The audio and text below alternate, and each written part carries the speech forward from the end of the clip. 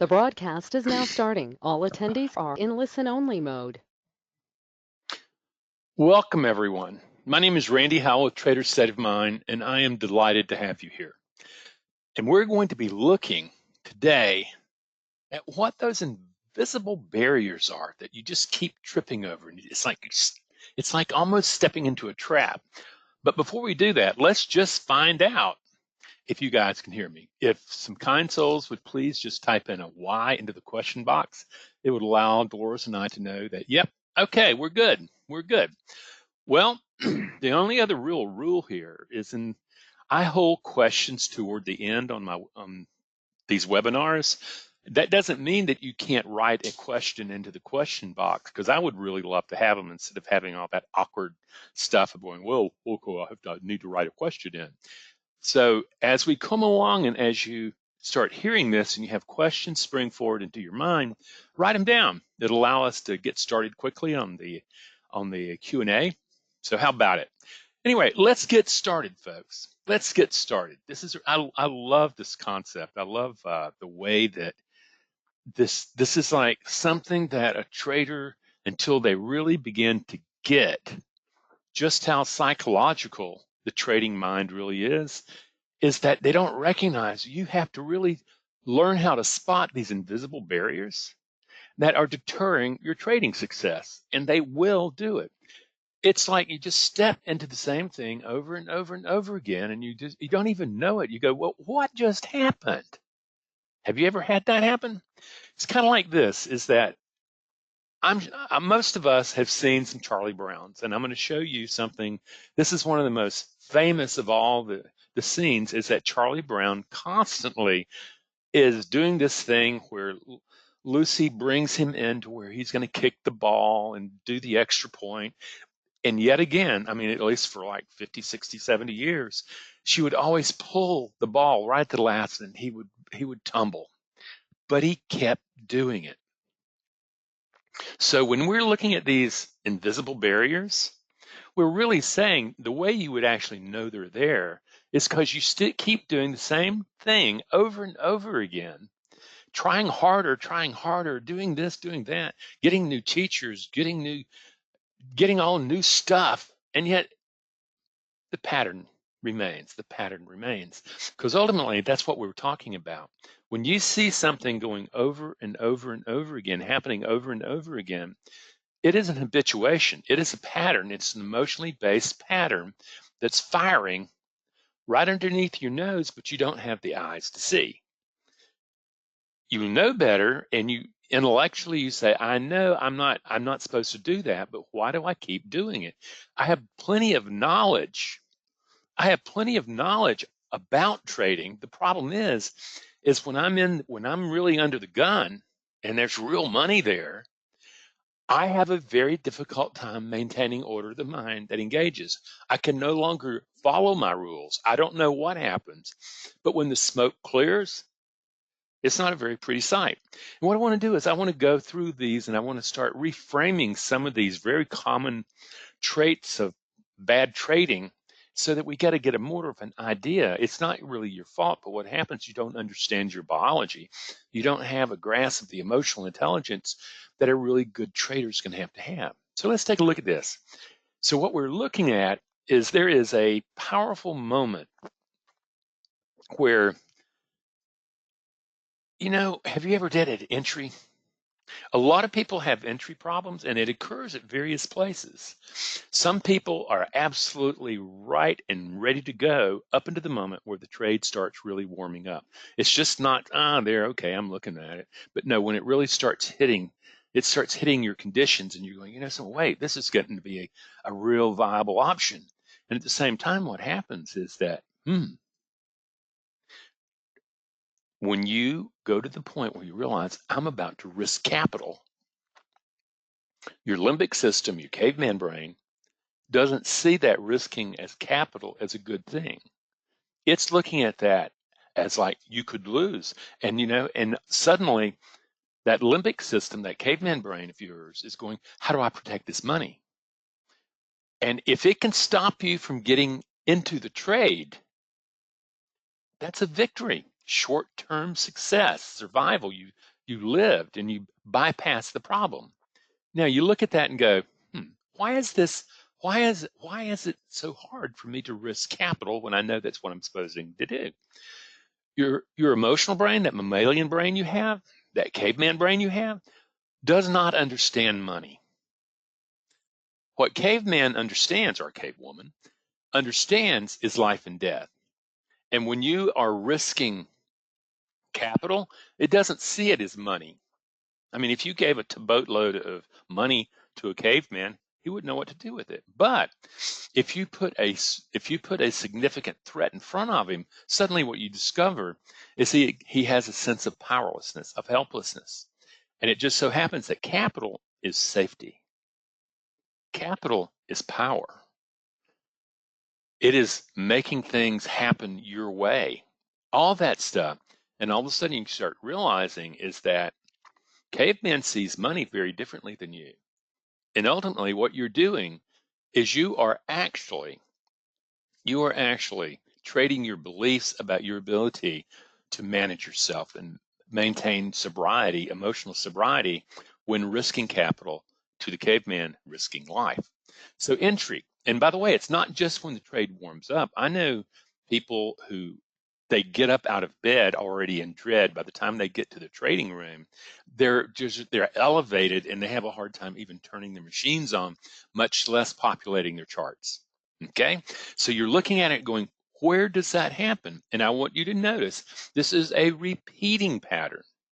It is a repeating pattern, okay?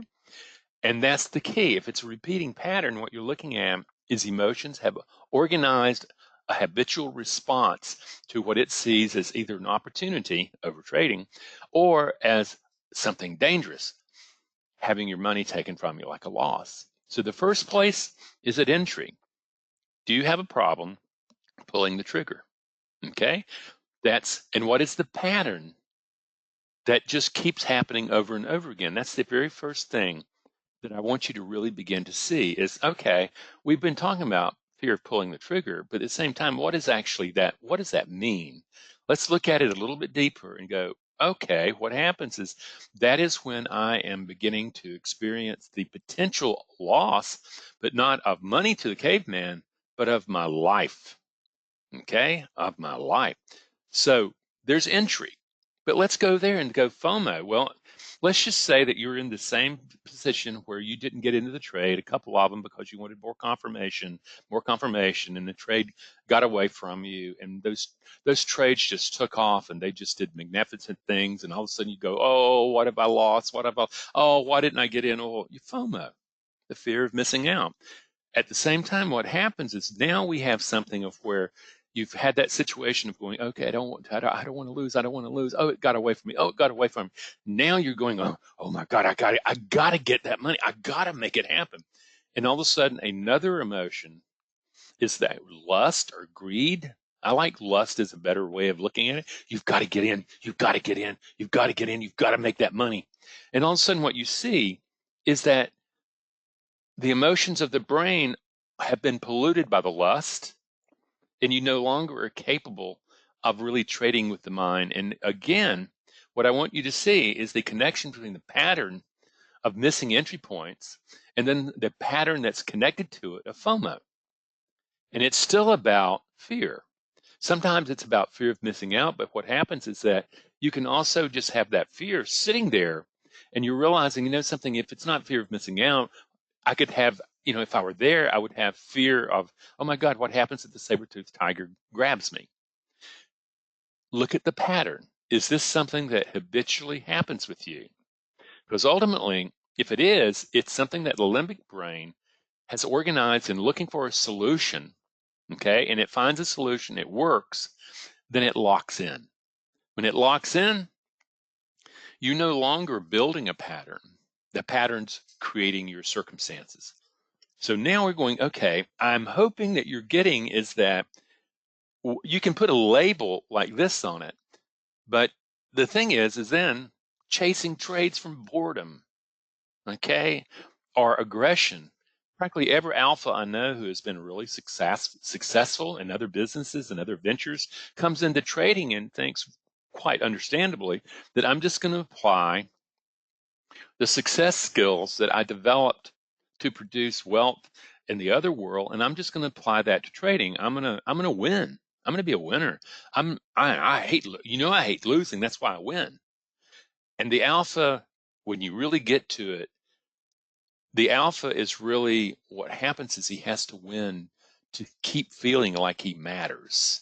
So now you're looking at it going, okay, a good alpha will sit there, he'll sit down, and he'll be watching things. He brings the screens up. His mind might be right, and there's nothing going on, which is a big thing that happens in trading. Is it's just sitting there, minding his own business. And he starts doing some email. He starts doing some other stuff, makes some calls, and then what happens is I just think I'll go check. I'm going to go check another market just out of my curiosity. Then he gets there, and before you know it, he sees something. And his need to jump into trade, his need to make something happen, so valuable in entrepreneurship and leadership in other areas, comes to haunt him. He wants to make something happen. He's bored. He sees an opportunity. It's not in his trading plan, but he jumps in it anyway. He wants to make the money. He wants to have action. He likes that thrill of the chase. Okay? And all of a sudden, what do you think happens that when you start chasing that and overtrading, you start losing, which sets you up for a desire to, guess what? Make up for prior losses. So, but first, this is actually, at order fill, I consider to be the most worst of everything of how traders build their minds. This is the worst managed moment. Up until the moment of order fill, you've really been an offensive coordinator in American football. You're looking to exploit opportunity. But at the moment when you place that order, in the distance between placing that order and order fill, there is a moment. It may be a nanosecond, but there's a moment of where you are no longer an offensive coordinator in football, looking for opportunity to exploit. You are a defensive coordinator. And you don't mind taking small losses, okay, but you don't want to give up the big one. And so the psychology suddenly shifts. And yet, very few people take that moment, reorganize the mind, getting it ready to manage trade. Okay? And then when they get in and that trade goes against them, they're unprepared for it and they are blown away. And if they, that trade comes in and it starts really wicking on them. And at the same time, you're going, okay, but where did this happen? The pattern is that the mind wasn't ready at order fill. Okay. So now we're going, I'm hoping you're beginning to see that these are habitual patterns that are rooted in our emotional nature. Our emotions, from my standpoint, emotions are a biological action potential. It's about action. It's not about thought. That is all about coordinating activity between the markets, the jungle, and the trader, the organism. And when you start going out there and then that trade goes against you, right then to the caveman brain, that is the saber-toothed tiger beginning to stalk you. Okay? And what happens is the trade's going against you, and all of a sudden you're swinging, oh my God, I'm going to lose, I'm losing. And the thing is that when you decide that I'm losing, the brain, the limbic system is thinking about a biological threat to your existence. It's not thinking about the paper stuff coming out or what's coming out of the bank. That's not it at all. And this is the part, unfortunately, the thinking brain doesn't see what's right in front of his face. But this is the trade going against you. Oh my God. Well, what do you think it's going to do? If it stays within the range, you should be happy. It starts approaching that stop. Oh boy, everything starts going down. But I want you to see the pattern you have when the trade starts going against you. That's when you either start really having fear. Oh my God, I'm something. I need to do my stop. I need to, blah, blah, blah, blah, blah. You're no longer in your trading plan. You're actually at this particular time in fear.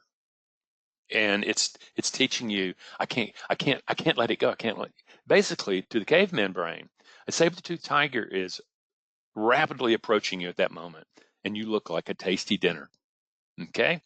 A loss is devastating. Then, what if you take the loss? Okay, you've taken the loss, and oh, the shame of it all. Oh my God, I blew it again. I took a loss. I got to get that money back. Oh my God, I'm scared to get in the trade. I want you to see how the pattern evolves, and all of a sudden that you start taking that loss, and you take that loss as personal. You take that as who you are, about your competency, about your mattering, about your worth, about your belonging, about your sense of being lovable. Yeah, all of a sudden you're not the person you need to be. And oh my God, people are going to find out. So what you're doing is, here you go, you're going, and what's so weird is that really excellent traders have to become expert losers. To hate losing, you're in the wrong game if you're going to be a successful trader. So we've taken this thing up, and then let's take the opposite angle for a moment. Let's just say you've gotten some wins under your belt, okay? And all of a sudden what happens is, whoa, what could be wrong with winning? It's one of the most dangerous things in the world that can happen in trading, particularly early on, because when you win, you get a rush of dopamine, reward chemical, and all of a sudden what happens is that reward chemical is what forces the habit to really get glued. And all of a sudden you have a neural pathway set up, and now it's myelinating, it's insulating, so it's really hot, it's really fast, okay, and can take over mind. So I actually was in China one time teaching, and I was in an auditorium with about 200 people, and this was at a giant fund, okay, and I had made the statement that you're not allowed to feel good while you trade, while you risk capital. And a guy looked at me, he spoke very good English, and he says, but I like feeling good. And I said, you can feel good, just not when you trade. After you win, go take a break. Really celebrate, but when you come back, you're back into disciplined impartiality. And he said, but I like it. And it's done me well. Of course, understand, at this time, China had been on a bull run for about 50 years, and, just throwing darts was going to produce winners. So here he was. 2 days later, I'm still there. What happens is there is a 2% correction in the Shanghai, and all of a sudden he blew it up, and he actually had the humility to come to me and said, Mr. Howell, I now see what you mean. I look at that and I realize that all the signs were there, that I should have gotten liquid, and I ended up doing some really stupid things because I felt good, and it felt good doing that, and I thought I was going to win.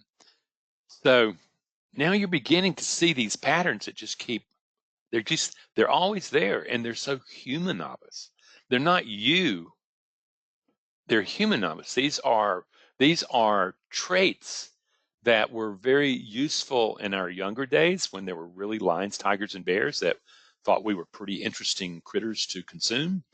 And out of that, we built short-term strategies for living.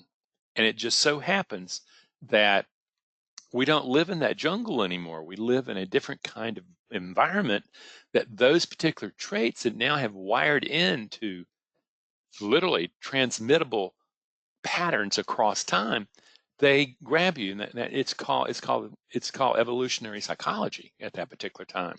It's not just what you learn in your family and your culture, it's what you brought forward from ancient times. So now you've taken a look at these, and what we want to do is say, well, what's really behind the emotional pattern? And Loris, we lost the slide. There it is. Thank you. So if you want to know what your emotional brain feels like when taking a loss or risking capital, here it is. Now you think about it. Here's this guy, and here's this here's this saber tooth that's, oh, I don't know, about 1,400 pounds. And, you know, in truth, he would have had a spear. He wouldn't have had a knife because we hadn't hit the Iron Age yet. We didn't really have the kind of cool things. But what happens is he's on high alert, friends. The chance of him making it out of this particular situation is pretty daunting. So what I want you to start noticing is fear-based patterns. They are lightning fast. Once the habit has been embedded into neural circuitry, it is going to fire at the moment of threat, and it is going to be in your bloodstream in nanoseconds. Now, in a real live situation, what happens is that the information coming in from your senses is already reacting to the emotional pattern and firing, and you're in la la land. But if that information does go to your thinking brain, which is what you want, it's going to take a quarter of a second. Do you see the difference here? Is that on one end, the instinctual stuff that happens without you knowing it is in the bloodstream in nanoseconds. And by the way, when you feel an emotion, it's in the bloodstream, and that's the subjective experience of the emotion. If you've ever had a pit in your stomach, or if you've ever felt like on fire, you know the feeling. So then the brain has to be able to figure out, well, now I have to think about it. Well, if you did that, you'd be dead. This is why instincts are so powerful, and this is why you're looking at a scene from our ancient primordial history, and it's playing out in trading time. That's why the thinking brain does not see this. It is so automatic, it is so familiar, it is so instinctual that unless you trained yourself to see it, you wouldn't see it when you had a chance to do something about it. So now, what's behind it? We begin to see this is all about threat or opportunity. Okay? Right now, you're looking at a threat, and in a few minutes, we're going to be looking at opportunity and the way that it can kind of blow out a perfectly good trading mind too. And again, what I want you to get is that these things are on automatic. It doesn't even pass by the thinking brain. It happens. It basically what happens. The sensorial information comes in, and it stops at a place in the thalamus, and the thalamus is kind of like a traffic cop at a busy intersection moving traffic through. And when an emergency vehicle comes through, what he'll do is he'll stop all the other traffic. He'll stop thinking and allow the emergency to come through. That's what happens. That's why you don't grasp it. And without training, you're just not going to keep doing the same thing over and over again and work through it. You're going to traumatize yourself, re-traumatize yourself, re-traumatize yourself, so that you have a reactive pattern that takes you out. That's what happens when you have lost a lot of money. That's what happens, is that all of a sudden a reactive pattern, something like PTSD type stuff happens. And, suddenly you feel powerless, and, you can either take it as fear and crumbling down, or it can be rage where you're attacking the perceived threat. But we're here, okay? Your emotional brain experiences fear as a clear and present danger to your life, okay?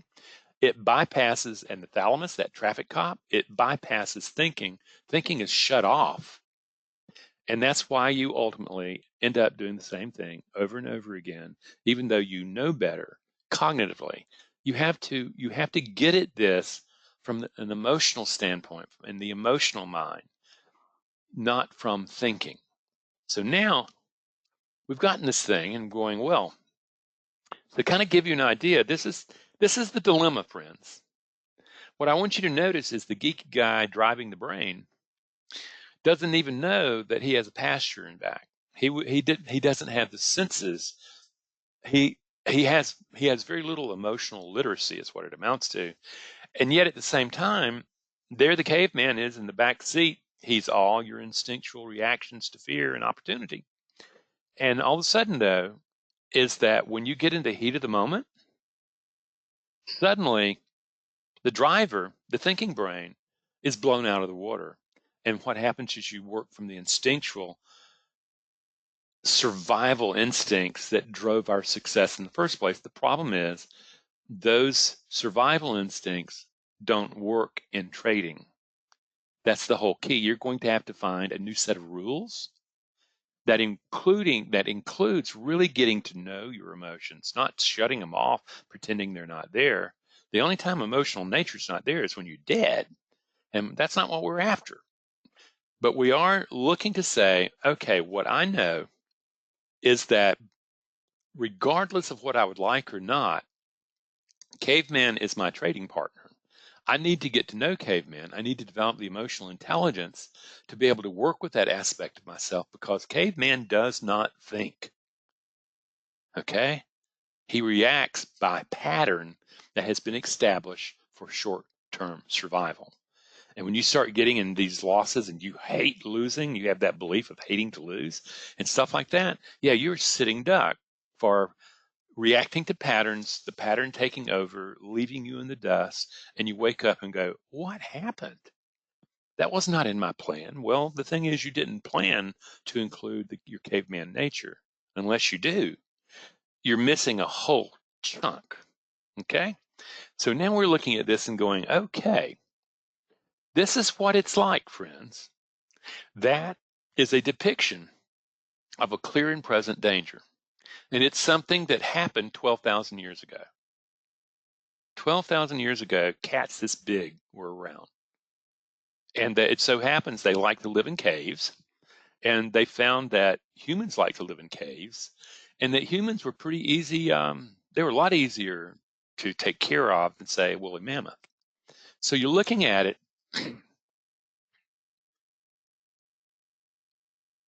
You have to begin to define success in terms of the emotional brain, just not all that money that you're supposed to be making. To your thinking brain, you have missed opportunity knocking. The emotional brain has locked into avoidance of risk as a survival strategy, and that has been turned into a habitual pattern.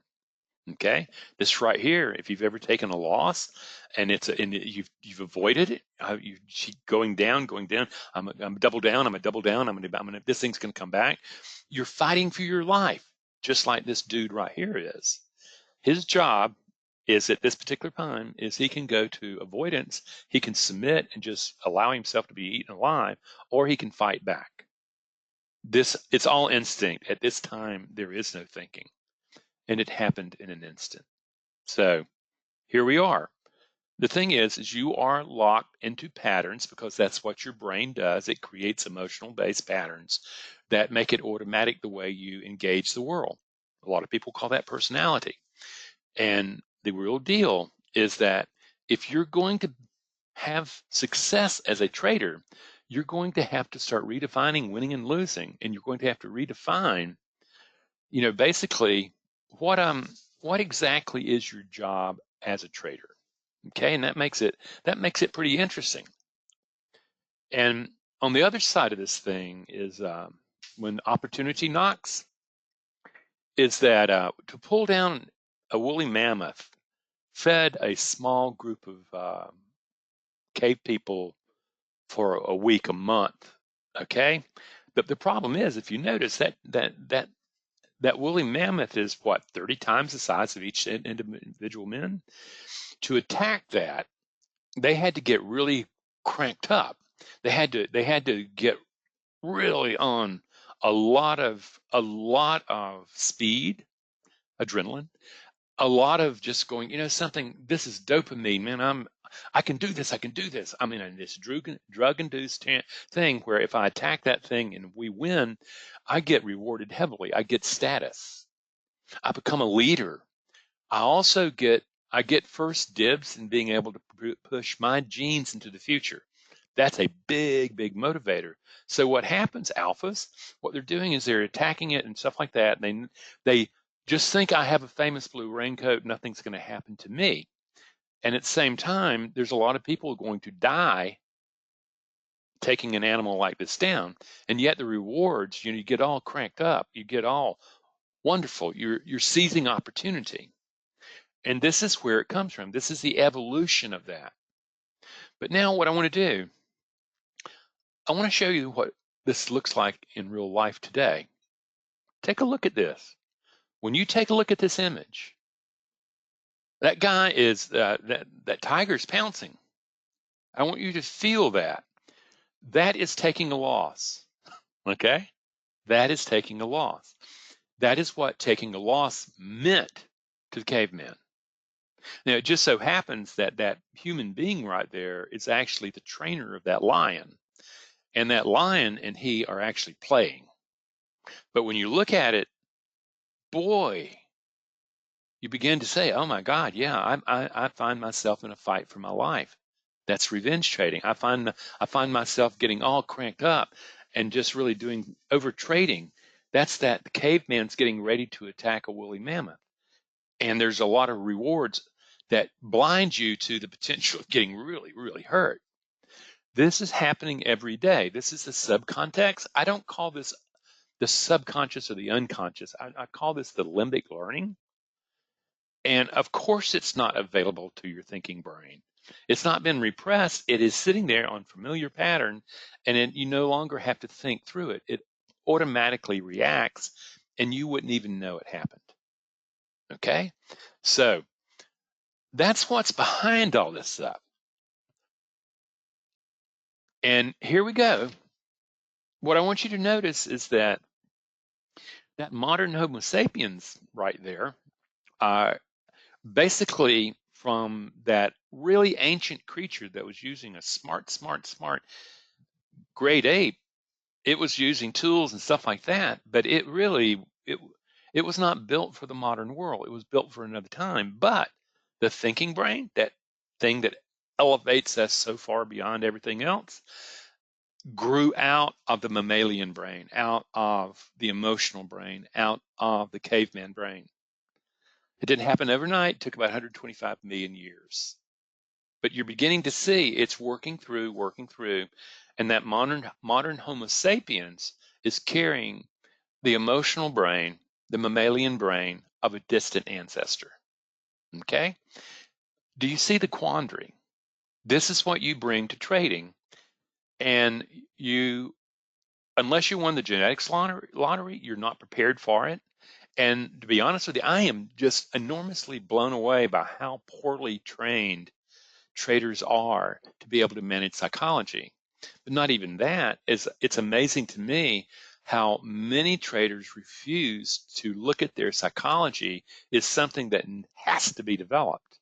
You take a look at Michael Jordan's, you take a look at the guys who are the top people, they all had coaches, psychology coaches, to be able to help them chisel that mind to become that super performer. But what we got here, yep, what we got right here is you're carrying a brain that's built for one thing, survival in the moment, to Homo sapiens, still working there, and you're taking it to trading, where if you're thinking survival in the moment rather than probability, you're not going to work. You're going to get into things, and your sense of loss is going to be about, yeah, I'm saber-tooth tiger's eating me alive. So this is what we've got, friends, and you're going to have to figure out a way of mitigating all this. And the very first thing where we need to really start is we need to start taking a look at our beliefs about winning and losing. Okay? They are not going to build success in trading. You know, what happens, the victor is the conquest, the loser, oh, the shame of all the losing. What happens is that in trading, how competitive you are doesn't work for your favor at all. You know, a lot of our people come out of competitive families and cultures, particularly the United States, and winning defines who we are as a human being. Yeah. If you win, you're a winner. At the same time, what happens is that in trading, no matter how hard you work, how much effort you put in, you don't control the outcome. You see the problem. This is the thing, is that if you don't control outcome and you define yourself by winning and not losing, you have a very serious problem on your hand. You have a brain that was built okay enough for whatever it was doing before trading, but it's a liability for you now in trading. You're going to have to take the pliability of the brain, re-evolve it so that it's ready to take on the incredible power of what it's like to find a success in trading. And here it is, okay? What we really want to do is start here. There is so much. The other day, I'm writing and I'm going to get some groceries and stuff like that, and I'm behind a guy, and his tag says, "Got to be number one." Now, he actually went to the expense of paying for that vanity plates to be able to tell everybody that he was a winner. And what has to be relearned in trading, by the way, this guy would make a terrible trader, okay? He wants to win, he wants to control the outcome, and he can't do it in trading. And here it is, winning in trading only means that you landed on the right side of probability relative to you. There's no reason to get excited. It's dangerous to get excited. That's going to pollute the mind that you need to be able to trade well, okay? It's the same thing that happened to the Chinese trader. He felt good. Oh, look at me. And that is not the kind of mindset that was able to make probability-based decisions. It was the kind of mind that those guys were attacking the woolly mammoth with when a couple of them were going to die that day. But at the same time, the reward was, man, look at the status, look at my leadership, look at my genes going into the future. Yeah. So the first thing is, oh, this isn't about winning, Randy. What are you talking about? I want to win. I mean, I have a goal set for how much money I'm going to make a day. Well, I would advise this very strong thing is that I don't care about whether or not you win or lose financially. I'm interested if you performed well. Did you execute? Did you execute your plan? Does that plan have an edge in it? If you execute the plan and it has an edge in it, what you're going to do is you're going to extract capital out of the markets more than you put capital back in. But understand, you are putting capital back in and you are extracting capital. And if you have a winning type of mind, you are forcing yourself to do something that you cannot control. So there we go. Wow, it's kind of like, whoa. And then losing is only landing on the wrong side of probability relative to you. I have a basic formula for people to use when they're trading. If they take a loss, what they ask is this a psychology mistake? Did all that stuff, did my beliefs show up and they weren't there? Well, that can be repaired. Is this a method mistake? I didn't follow my rules.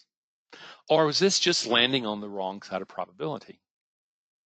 And the last question is, would I take this trade again? If you would take that trade again, it's not a mistake. It's just simply working with probability. And you did your job. You performed the way you're supposed to. It's not your value. It's not a statement about your value as a human being. And also, the deal is this. As much as you don't like to admit it, is that we only learn when we fail. The brain doesn't learn from success. That hardens a pattern. What you do is that when you fail at something, what you're doing is you're saying, "Oh, what happened here? How do I fix this so that it doesn't happen again?" That is like Ray Kroc, the inventor of McDonald's, made the statement, "I failed my way to success." Now, he had a very different attitude about winning and losing. Do you see that? And so now we're going, I'm beginning to see winning and losing are going to have to change. Okay? And yet at the same time,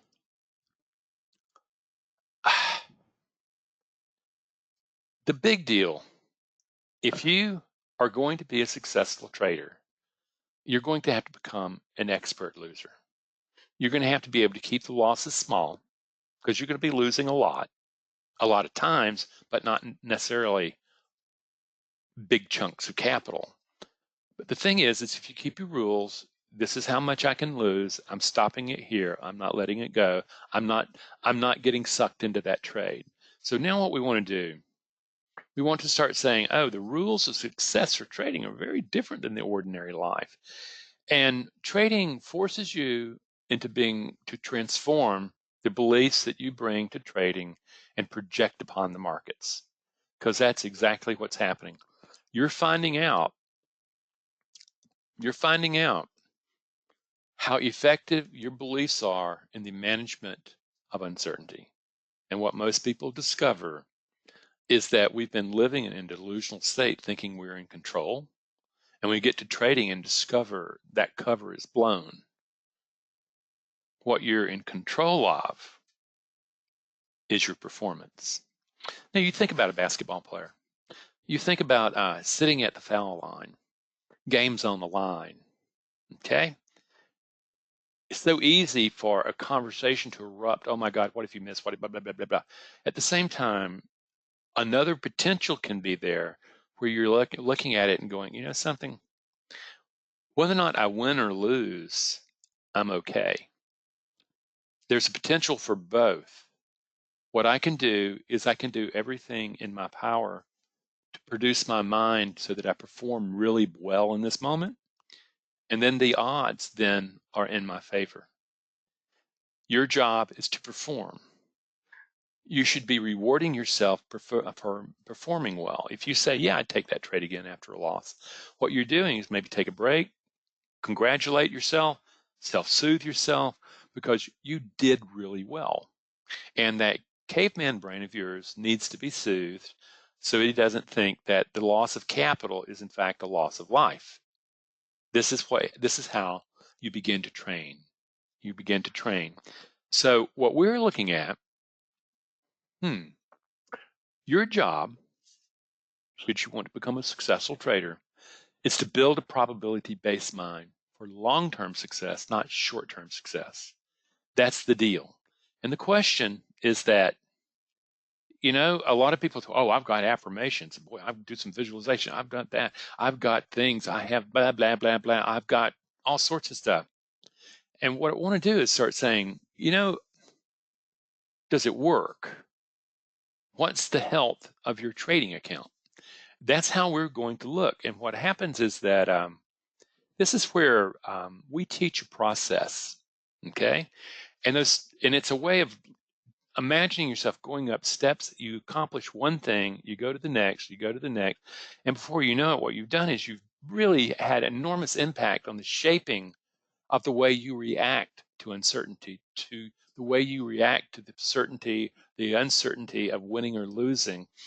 And what happens is you realize, okay, this isn't about winning and losing. This is about performing. How do I train the brain, okay, to be able to produce the probability-based mind that I call trader state of mind? Well, I'm glad that was asked, because here's the deal. What I want to do, I'm going to show you what we teach. And the very first thing, both in our group course and in our individual work, the very first thing, you start with recognition of the need for more emotional intelligence, really getting to know emotions a lot better than you've ever had, so that you find out what makes you tick. And by doing that, you can begin to say, okay, this is beginning to make sense. You know, what's interesting is I have been working in the field of emotional intelligence for between 25 and 30 years. This work that I'm presenting right here to the neuroscientists is about 25 to 30 years old. It's not new news. At the same time, you know, when I talk with people and I start talking about this stuff, they think this is revelatory. And it's because you really haven't truly begun to say, how do I learn about what makes me tick? Well, that's the emotional intelligence, the new perspective, where you discover is that, you know, friends, you don't have emotions. They have you. You don't have beliefs. They have you. And then within this process and beginning to recognize there's going to be some work here about retraining an old mule to be able to play a new game. And the very first thing we teach is emotional regulation. How do you calm emotions down? And it is deeply linked to the tension in your body and the way you breathe. The very first thing you do in my work is you learn how to diaphragmatically breathe in the presence of fear. Fear cannot maintain itself Anger cannot maintain itself. Lust cannot maintain itself. Greed can't maintain itself if you're breathing diaphragmatically. It starts calming down, and all of a sudden what you realize is emotional regulation is not going to solve the problem of your beliefs, but emotional regulation gets you to the door of the mind, because up until then you're going to be taken out and never know what happened to you. What happened? That's you haven't learned to regulate. Of course you're being hijacked. The third thing that we teach is mindfulness. What really makes you tick, and you begin to recognize, is that your brain is actually a community of rival emotional programs that are duking it out to take your potential and organize it into a particular self that you call you. And then what you realize is the mind is a space where those emotional programs are given voice in this governing committee of the mind.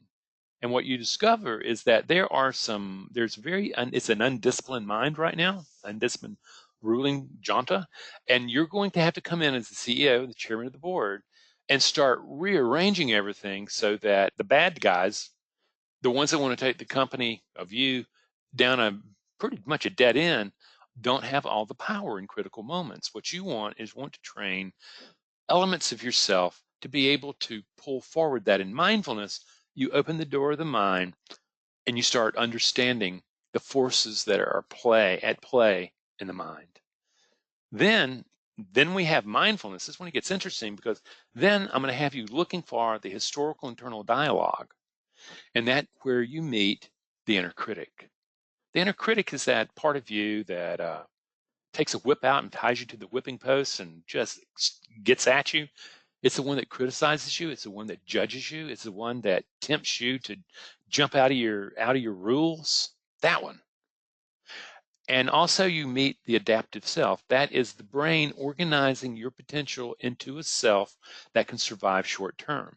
It becomes locked in. By the time you're 3 years old, 75% of your personality is already locked in. By the end of childhood, it's mortified 75%. You have some flexibility in there, and your job is to say, oh, the internal dialogue, the inner critic, and the adaptive voice are the parts that locked in, and they became so familiar I didn't even see them operating. And those are not your thoughts. That's the inner critic's thoughts. And you realize, wow. Then again, using that mindfulness, then what you're doing is you're looking for the discipline of a ruler, the courage of a warrior, the self-soothing of a caregiver, and the critical thinking of a sage. They're there. They're part of your human endurance. You're part of the human condition. The thing is, those are not necessarily the ones that were brought forward and have become taken over the ruling committee of the mind. Your job is to start waking them up, start nurturing them so that they are what is active at the moment of challenge. You're no longer depending on a childlike orphan and someone who wants you destroyed doing your trading. What you have is a powerful new way of performing exceptionally well. There you go. And the last thing we teach is mastering of that internal dialogue. You're no longer just letting it sit there, and you're no longer denying that it's here. You're no longer avoiding it like crazy. You're realizing, no, that's the ticket. That is what has to be mastered. That nature there is the whole thing of self-mastery. And as you gain the self-mastery, that's when you wake up and you realize that I'm a competent trader. I can handle the fears. I know how to soothe that adaptive voice. I know how to protect the boundaries of my kingdom. I don't let the inner critic in. And I act from these much more empowered parts of my personality that I truly didn't really know how to pull forward. Friends, that's what we do. And when you do this, what happens is that you start sabotaging your potential. You start becoming open to it. You start becoming curious. And you're no longer worried if I win or lose, it's going to make me something different. No, what happens from my viewpoint? You are children of creation, okay? You have been given this vast opportunity out of this gigantic, big boom moment where everything coalesced and then some supernova blew up and turned all this helium and hydrogen into elements, and some that coalesced with a hot iron center into a planet that protected us from all the cosmic radiation that would burn us to Krispy Kreme. And somehow we ended up developing consciousness. We ended up recognizing that we are part of all this much greater picture. This is, friends, when you start really realizing, wow, as I develop myself, my heroic nature, I do, in fact, I find the gift that's been living within me, and I have the ability of pulling them apart. And believe me, the brain was just doing its job, okay, in the first place. You honor it. It's just that human beings have to wake up to start claiming the power that's right in front of their eyes. And psychology makes it impossible not to if you're going to be successful. And friends, the problem's not out there in another system, another this, and some more acquisition of knowledge. The power is inside your head. It's taking your brain, beginning to develop it with the tools that we teach here, and developing that mind so that it has a completely different nature when it engages the challenges of living. You're comfortable with uncertainty. Losses no longer mean that you're dead. They no longer mean you're a loser. Wins don't mean that you're a big dude. It just means that you landed on the right side of probability. And as you look at money, you're going to have to start really going, money has been about power for me, about safety for me, but money can be so much more, okay? It can be what makes things happen. Money can become a very different conversation. And friends, this is kind of the nature. This is the nature. And what I want to know is this, is that first, do you recognize that you're going to have to become the change? You're not going to find the change out there and you don't have to change at all. No, you're going to have to change the way you engage uncertainty. Okay? And what I encourage you to do is look at the group course. It teaches all the basic skills. And what we have is 5 group sessions with me. Okay, it's a webinar format where these are taught. What most people do is they register quite early. I mean, we already have people registered for the summer course. What they're doing is they're getting a head start, and they realize the first thing about emotional regulation is going to take about a month or 2 to train. Realistically, it's not going to happen because you listen to a stupid guided meditation. It's going to be because you take the guided meditation, you internalize it, and you start using it as you trade under combat conditions. And what we do is we give a free gift, an emotional regulation workshop that you can pay $199 for it. You can get it free by being smart, getting the course now, and being really ready when you show up in the summer. The other one is that we have an individual course, and that is highly comprehensive. It really gets down into what makes you tick. And it comes with 10 sessions with me. It's comprehensive. It's more involved than the group course, and it's for people who are serious about changing themselves to be able to become successful traders and human beings. Because what you're going to discover about this work is that it wasn't really for traders. It was for empowerment. And it just so happens I ran into a trader, a hedge fund manager that saw the value of this, and before I know it, I was in hog heaven. I was working with the brain on uncertainty, and I haven't looked back. Okay, but if you're not ready for that, at least get my free book. Better than that, though, is get my book to be able to start saying, yeah, mindful trading. I need to start learning that, and you're going to see the process that we use. And the videos, my goodness, I have well over 200 videos. I have articles. Take it and start learning about this stuff, friends. And then come to the moment of going, how do I prove to myself whether or not I'm going to be able to do this all by myself, or whether or not I need some help? If you find help would be a more efficient way of becoming that trader you could be, we'd like to help. And I want to thank you.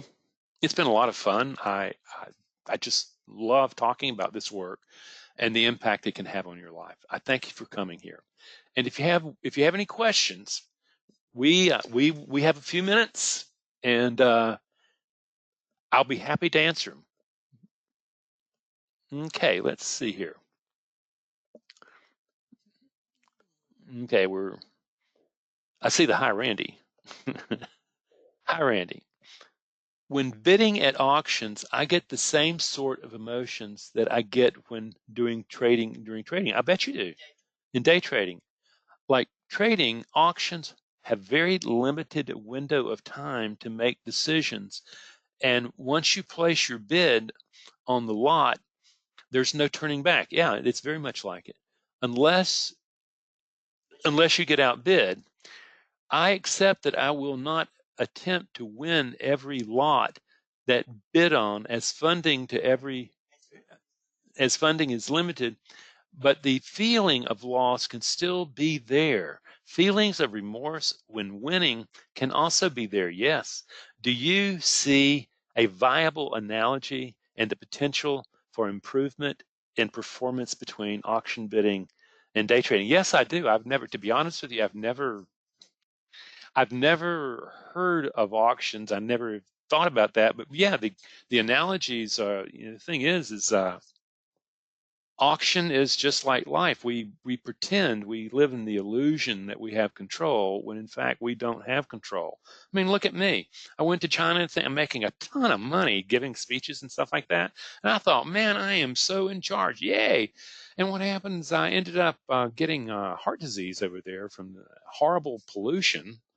And within 2 years, I had a pacemaker. With another 2 years, I was in heart failure, and then I had a heart transplant. So who's in control here?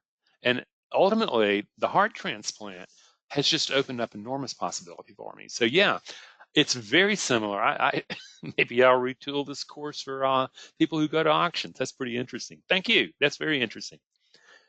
Barbara, best webinar, or maybe I'm just ready to hear it now. The link for the free.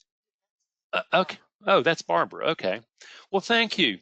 The thing is that there's a common saying in the East: is when the student is ready, the teacher appears. And I have found that to be very powerful. And my promise to you is that you're going to have to master the biology of emotion if you're going to become a successful trader. So thank you.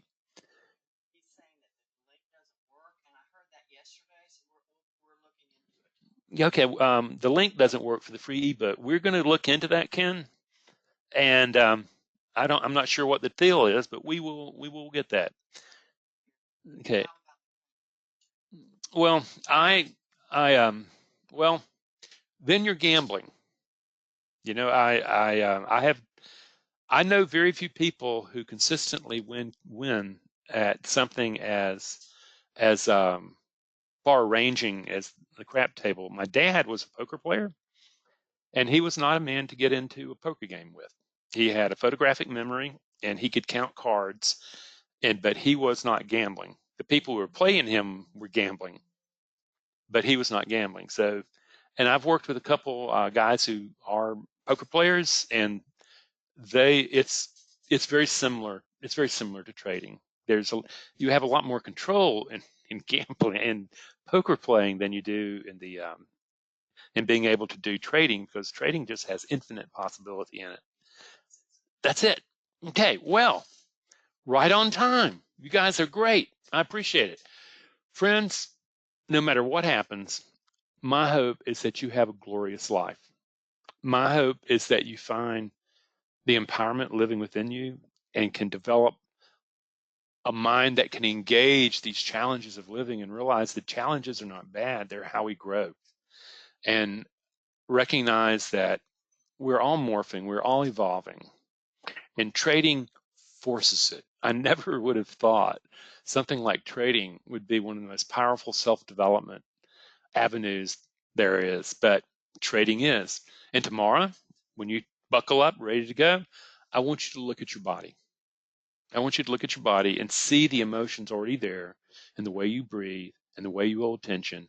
Listen to the chatter in the mind and recognize, is this a disciplined mind? And the key is, would you like to bring a disciplined mind? I can teach you how to do that. So, friends, I wish you well. And yeah, Dolores says the recording will be on the website tomorrow. Probably not at noon, but it'll get there tomorrow. Okay. Yeah, main page. Scroll down. Got it. Thank you, folks. Have a great life. Bye bye.